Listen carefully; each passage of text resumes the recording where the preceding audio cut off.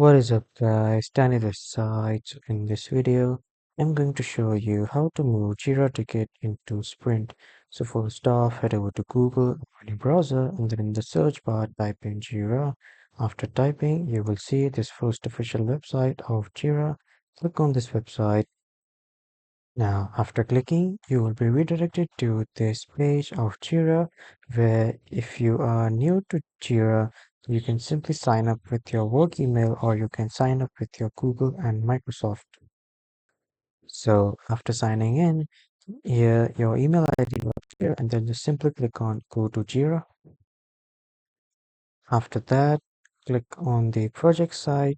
After coming to the dashboard on the left side, you can see the option of project side. Click on this and then select your recent project that you want to edit or that you want to move your ticket into the sprint from.